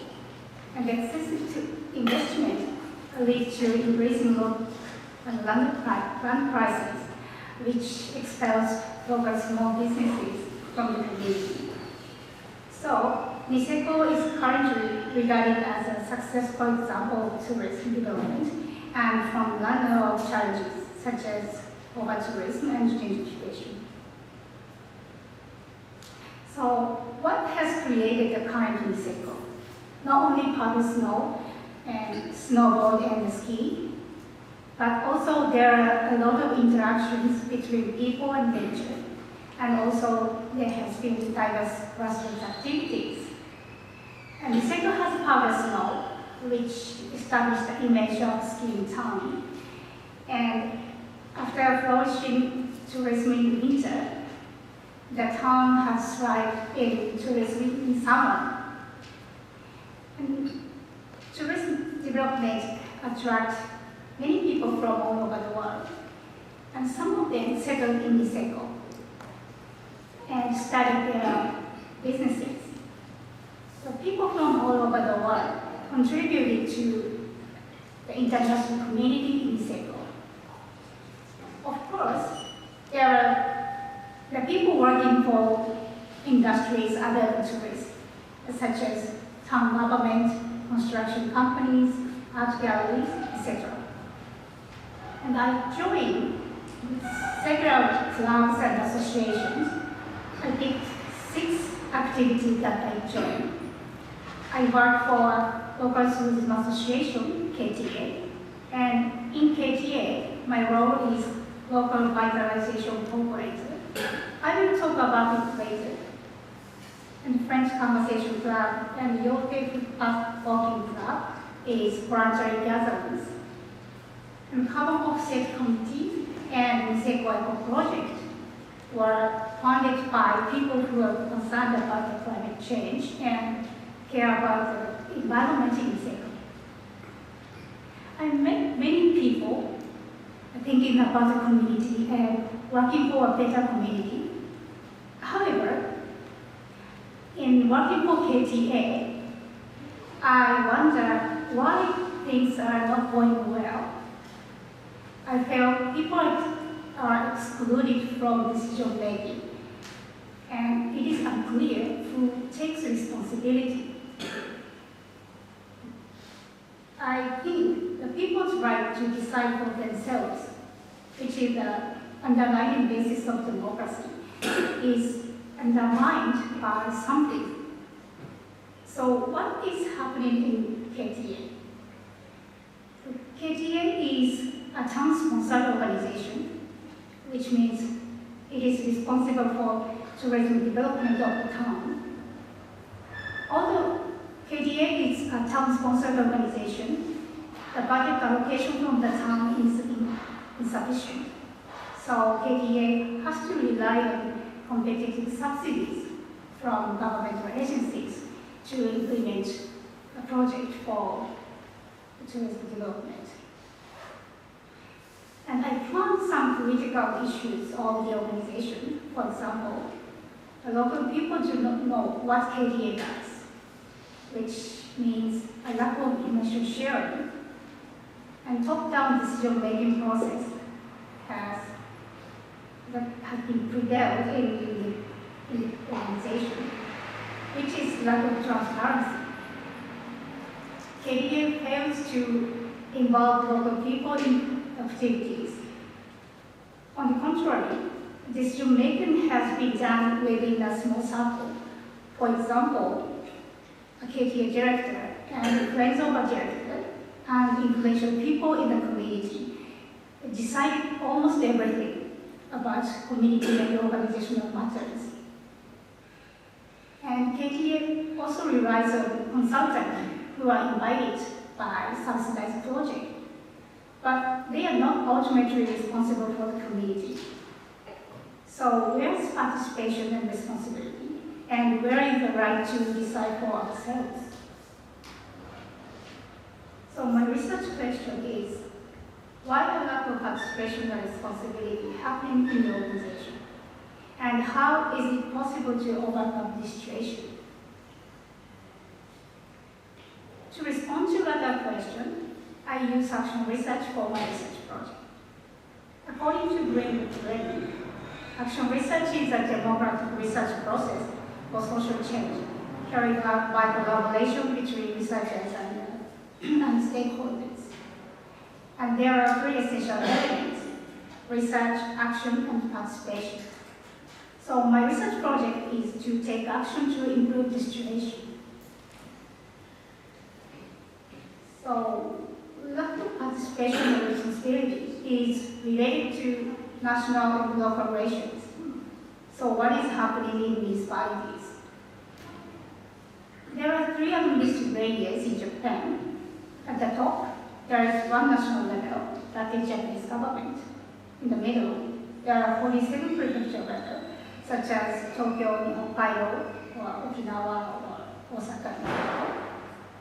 At the bottom, there are about 1,700 municipal levels, such as cities, towns, and villages. Municipal level is the smallest administrative unit, and those we work with the people in the area. And Niseko is one of the municipalities. Japan is facing aging society, the population, and over-concentration of population in Tokyo, and outflow of rural population. The government tried to tackle these issues and focuses on two policies. One is Chihousose, regional revitalization, and another is Kanbo Rikoku, tourism-oriented country. Regional revitalization encourages people to move from cities to rural areas because most municipalities experience population outflow. And tourism-oriented country promotes inbound tourism to all over Japan because shrinking domestic market can no longer be reliable. However, these are top-down and centralized regional policies. Under such policies, municipalities experiencing the population are forced to become kaseguchiki, money-making communities, to survive a decline. To become a money-making community, municipalities must create a unique characteristic to attract people. The government provides subsidies for regional revitalization projects for municipalities. It doesn't mean the government increase the budget allocation to municipalities. It just provides the subsidies for municipalities which suffer from a lack of financial resources. And those subsidies are very competitive. In fact, there are some municipalities that can gain subsidies many times. On the other hand, there are many municipalities that cannot gain subsidies at all. And the government also promotes public-private partnership, PPP. The PPP has been promoted since the Koizumi administration between 2001 and 2006 in an increasingly neoliberal climate. The basic idea of PPP is that the big government is inefficient, so private sectors should be used for public services because it is more efficient. Municipalities lacking human resources must rely on consultant expertise for regional revitalization projects and private sectors know how to make profit. There is a systemic issue of subsidized project and PPP. Once organizations and municipalities gain subsidies, they have to report expected outcomes to sponsors, such as governmental agencies, usually within a year. And decision making with a small circle is more efficient. If decision makers listen to people's voices, it takes time to settle a discussion. So, time-consuming process such as discussion and information sharing can be omitted. And private sectors and consultants participate in community development instead of local people through PPP. Top-down and centralized regional policies with subsidized projects and PPP create a system that only a few people can decide the community and organizational matters. And the people who are not ultimately responsible for the community can be in a small circle of decision making.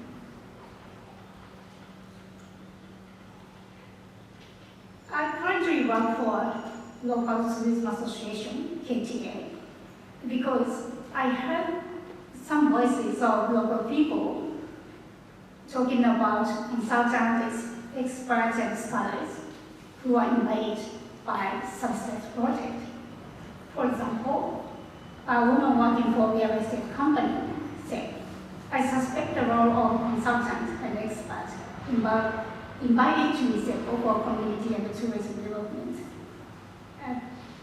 Plans elaborated with them were hardly implemented. They come to Niseko for the achievement. And another one, a man engaged in agriculture said, high status people like scholars are always idealists. It's a story like a dream, it's something to do with us. So this is why I decided to do field work, not as a consultant, but as a community member. And I would like to commit to the community as a community member. And I became a local vitalization cooperator member. But local vitalization cooperator is one of the regional vitalization policies, and it is a subsidized project too. But the main difference between consultant and local vitalization cooperator is that local vitalization cooperator are expected to work as a community member. So a local vitalization cooperator is a scheme of the regional vitalization policy aiming to facilitate people moving from cities to rural areas through community activities. The community activities can be anything. For example, my coworker is a Japanese teacher, and another one is supporting older people. And municipalities can employ local vitalization cooperator with a subsidy from the Ministry of Internal Affairs and Communications. And local vitalization cooperator is expected to bring new ideas and perspectives to the community from outside. At the same time, local vitalization cooperator are expected to settle in the area after 1 to 3 years contract. However, it's sometimes happening in many municipalities. Why municipalities employ local vitalization cooperator is that they need a staff, but they don't have budget. So in my case too, why I was employed as a local vitalization cooperator is that KDA need a staff, but KDA doesn't have money. So I have a workforce that doesn't cost.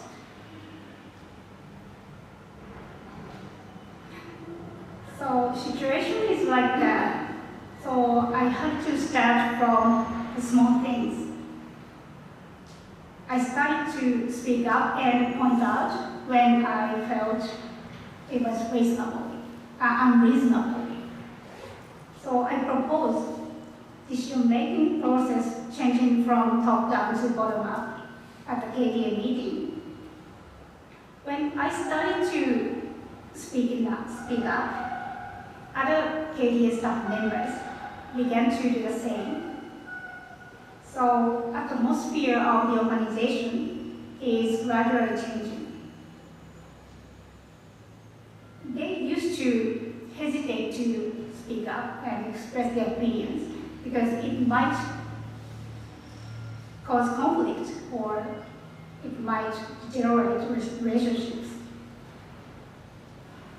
So my action and our action is not organized activities. It is not a social movement. It is just a small action from the bottom. That is a small-scale democracy that I mean. So Masao Maruyama, a Japanese political thinker, mentioned political action at the grassroots. He criticized the political thought and behavior of the Japanese during World War II.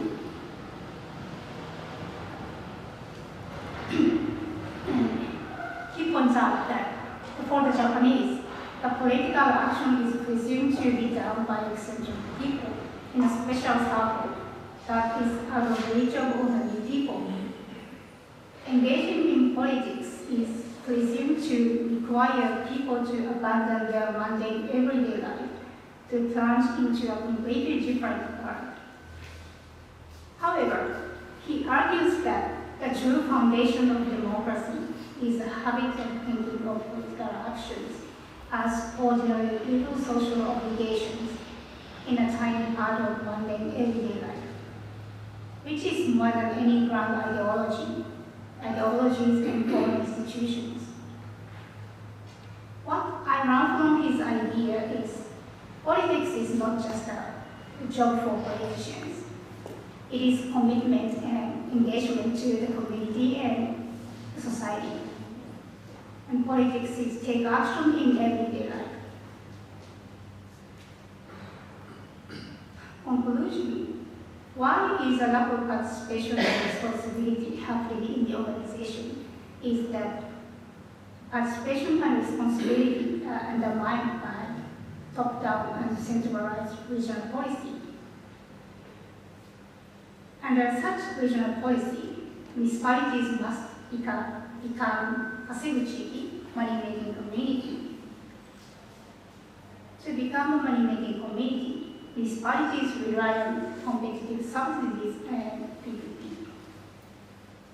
Decision-making process with many stakeholders are omitted for efficient implementation of subsidized projects. The people from outside the community can easily participate in community development through PPP.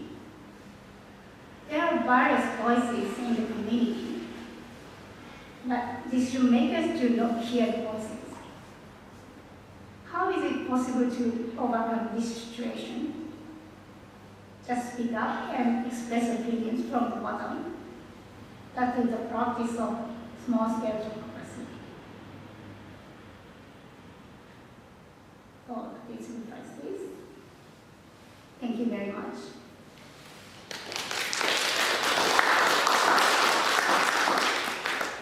Okay, great. So any questions, comments?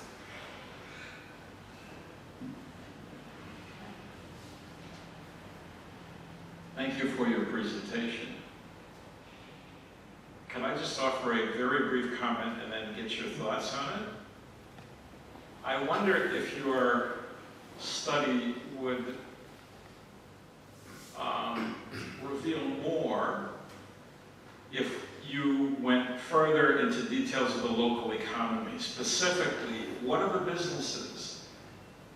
Who owns them? What are the connections? What are the sizes of the business? What's the type of work of local people? Tourism, well, there's hospitality, recreation. But what about agriculture? Your quote from that one person in agriculture was interesting. It'd be interesting to find out more about what he actually did and what his concerns were. Services, education, etc. Manufacturing resources, as we know, Hokkaido was once a big coal mining region, and now those are all closed. Let me just finish by giving you the example. My youngest son was actually a bar manager up in Niseko before the lockdowns at a hugely successful bar that serviced all of the ski resorts. Huge profits were made from them, which he didn't necessarily was a part of. The owner is British. The owner lives in Melbourne. He has many profitable bars in Melbourne, and some of them are the worst bars you'd ever want to go into, and he mistreats and steals money from his employees. So I guess the question I'd ask you is, are you considering whether local people must be armed with economic facts that tell them where power resides? In other words, beyond the theory into the economic realities of power in Niseko, which, you know, just my own example is just one small part of it.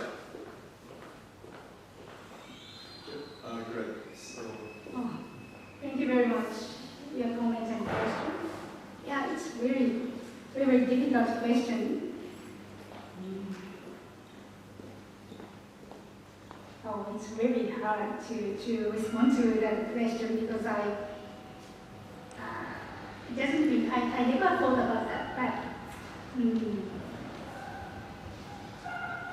I've never thought about that very deeply. So sorry, I cannot respond to your question at the moment. I understand. Yeah, but yeah, it is very important question. So I need to consider it in my future field work. Thank you very much. Thank you, Kiyomi. That was a fascinating presentation. Well done on, getting into the building relationships with your research participants and initiating this process. It seems so smooth on the presentation, but I wonder whether you can tell us a little bit of step-by-step on how you went about doing that and whether you've actually encountered any resistance or reluctance from people, because I can imagine that to be quite a different approach to decision making. Can you tell us a little bit about how you built relationship with your research participants and initiated? Thank you very much.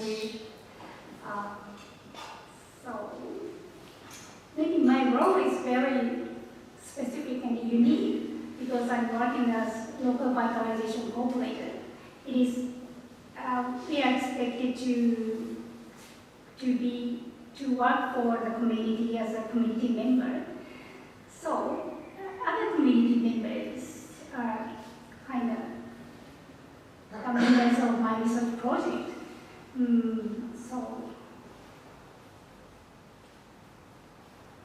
But if there is a conflict, maybe in the organization, the people at the bottom, just a KDA staff member, and at the top, director of KDA.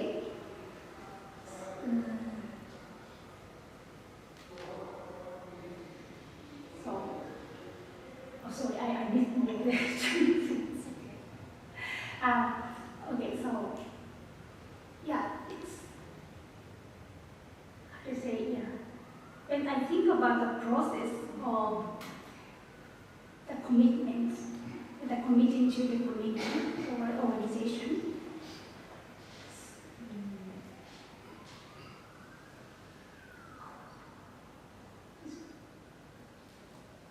it is not so difficult to take action because the local vitalization cooperator is expected to take action for the community, and so we have a mixture of insiders and outsiders. Yeah, we have to say something about as an outsider because the local vitalization cooperator is supposed to come from cities, big cities. So we are expected to have something to suggest to the community. Yeah, at the same time, yeah, we are expected to be the community members as a lot of people. So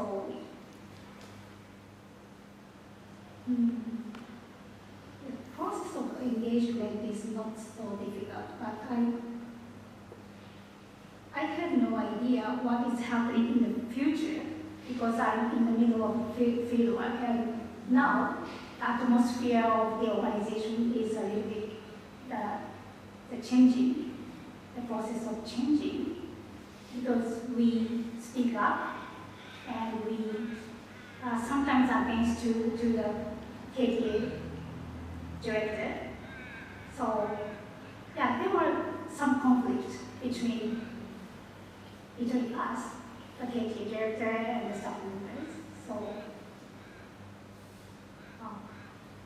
can I answer your question maybe? Thank you.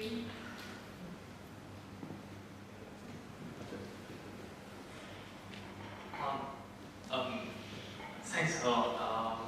Thank you for your presentation.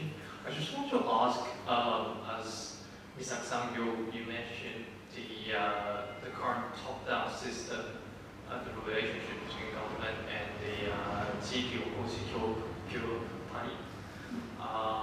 is causing problems, and it can be improved with the grassroots level democracy. But what do you envisage, in your opinion, what is the ideal relationship between the government and the Yeah, thank you very much. Ideal situation is maybe now it's really close to the ideal situation because we are against the top-down system in the organization because everything has decided within the KTA director and the friends of the director. But we said no, yeah, it's not reasonable, we said, and our decision-making process has changed from top-down to bottom-up. So, yeah, that is really close to the ideal situation. But then again, like the current KPA, is it it's still funded by the government? Yeah, it is funded by the town. Yes. It is kind of NGOs and NPOs. KPA is not the government, not the town government, but sponsored by the government, the town government. How would you maintain a bottom-up relationship when the money comes from the government? When we think about that relationship, KTA and the town, it's very difficult to do really bottom up. Right. But in the organization, we have a hierarchy, kind of hierarchy in the organization. At the top, there is a director. At the bottom, there are staff members. So when you think about the hierarchy in the organization, yeah, it becomes close to the ideal situation. But when you think about the local government or the town and KTA, must be some power relationship between the town and the KTA because we are sponsored by the town. So we need to follow the direction of the town.